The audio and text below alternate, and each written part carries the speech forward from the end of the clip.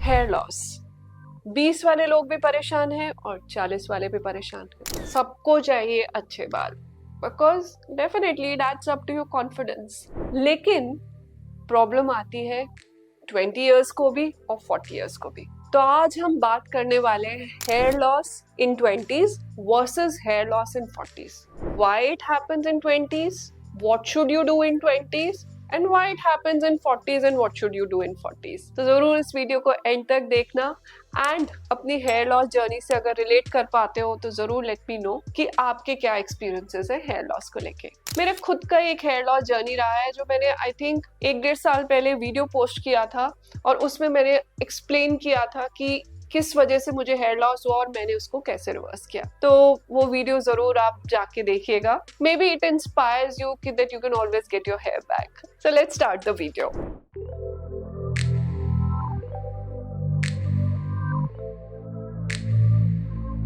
Twenties में hair loss में परेशान लोग हो जाते हैं कि मेरी हेयर लाइन पीछे जा रही है या पार्टिंग बड़ी हो रही है। और जैसे जैसे हम 40s में जाते हैं people are worried about their thinning crowns and ponytail छोटी हो गई, ये सारे इश्यूज आते हैं। चलिए इनको डीकोड करते हैं। 20s में हेयर लॉस क्यों होता है और 40s में हेयर लॉस क्यों होता है, इसके लिए हमें समझना पड़ेगा हेयर साइकिल। अबे हेयर साइकिल क्या होता है? हेयर साइकिल हेयर की लाइफ साइकिल है। हेयर साइकिल 3 पार्ट्स में डिवाइडेड है। First is the anagen phase which is the growth phase, जो कि लास्ट करता है 3 इयर्स टू 7 इयर्स तक। फिर आता है हमारा कैटाजन फेज जो कि ट्रांजिशन फेज होता है जो 2 to 3 वीक्स लास्ट करता है। एंड देन हमारा आता है telogen phase. Telogen phase 2 to 4 months भी लास्ट कर सकता है। टेलोजन फेज हमारा शेडिंग वाला फेज होता है जिसमें बाल गिरते हैं। यूजुअली 50 to 100 हेयर रोज गिरते हैं, लेकिन उतने वापस भी आ जाते हैं तो हमारी डेंसिटी बरकरार रहती है। We don't lose that density.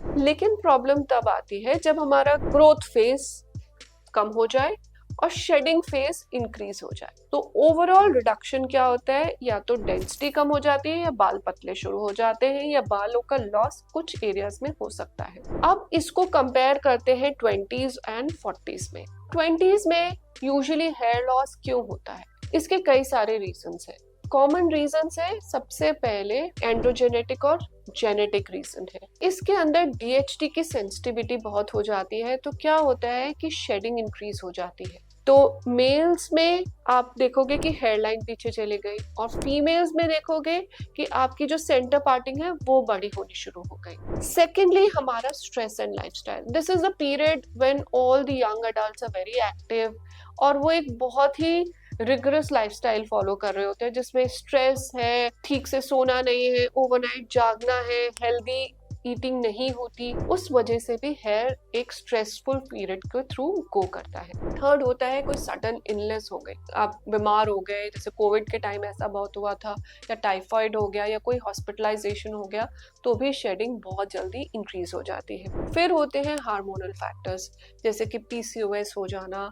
इस तरह के हार्मोनल फैक्टर्स भी हेयर लॉस को ट्रिगर करते हैं। जब हम 40s में आते हैं तब हमारे को बहुत सारे इश्यूज होते हैं। सबसे पहले हार्मोनल इश्यूज। हार्मोनल इश्यूज में प्रॉब्लम क्या होती है कि ईस्ट्रोजन लेवल्स नीचे चले जाते हैं। ईस्ट्रोजन लेवल नीचे जाने की वजह से हेयर थिनिंग एंड मिनिएचराइजेशन हो जाता है। 40s में समझने वाली बात क्या है कि इस टाइम पे स्कैल्प पे जो एक्टिव फॉलिकल्स हैं वो कम होने लगते हैं और blood supply to the scalp decrease होना शुरू हो जाता है। ऐसे केसेस में ये जो मिनिएचराइजेशन है वो आना शुरू हो जाता है, यानी कि बाल हमारा पतला होना शुरू हो जाता है। सेकेंडली हमारी न्यूट्रिशनल डेफिशिएंसीज इंक्रीज हो जाती हैं, क्योंकि या तो डाइजेस्टिव इश्यूज हो जाते हैं या हम सप्लीमेंटेशन रेगुलरली नहीं ले रहे तो हमें कोई न्यूट्रिशनल डेफिशिएंसी हो जाती है। तो ये भी बहुत कॉमनली हमें 40s में देखा है। देन हमारा स्कैल्प एजिंग होता है। Scalp ageing is real age hair ageing. Scalp की रीजनरेशन कम हो जाती है, सर्कुलेशन कम हो जाता है, उसकी वजह से भी मिनिएचराइजेशन हो जाती है। तो अगर हम 20s एंड 40s को कंपेयर करें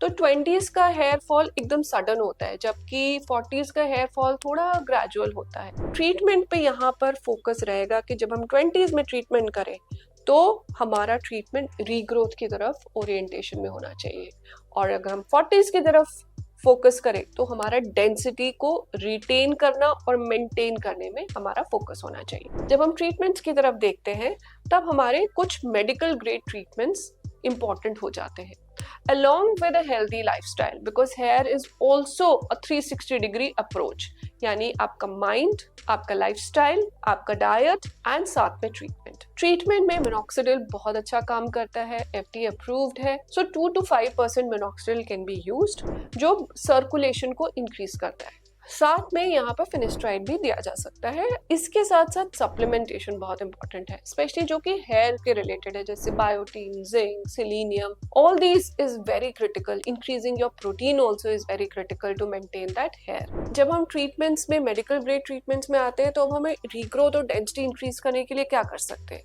रीग्रोथ और डेंसिटी इंक्रीज करने के लिए एज ओल्ड ट्रीटमेंट जैसे कि PRP, न्यूअर एज ट्रीटमेंट्स जैसे कि GFC, QR678, PRF, ये बहुत काम करते हैं। क्योंकि ये स्कैल्प के लेवल पे जाके फॉलिकल्स को नरिश करते हैं और नरिशमेंट के साथ होती है इंक्रीज ग्रोथ और सर्कुलेशन में इंक्रीज, जिसकी वजह से डेंसिटी भी इंक्रीज होती है, रीग्रोथ आती है और हेयर हेल्दियर फील करता है। इसके साथ एक हेल्दी लाइफस्टाइल, जैसे मैंने बताया, बहुत क्रिटिकल है। लेकिन और थेरेपीज जैसे कि LLT therapies, laser, low light laser therapy भी बहुत हेल्पफुल होती है। Scalp is the basis of a healthy hair. Scalp change होता है वेदर के साथ, एज के साथ। स्कैल्प हेल्थ पे फोकस करना और हेयर को जैसे ही हेयर लॉस स्टार्ट हो उसको इमीडिएटली एड्रेस करना ही हमारी प्रायोरिटी होनी चाहिए। अगर हेयर लॉस हो रहा है तो घबराइए नहीं। Hair loss doesn't mean hopelessness. Don't lose hope if you're losing your hair. Use it as awareness to take action and reverse your hair loss. Hope this helps.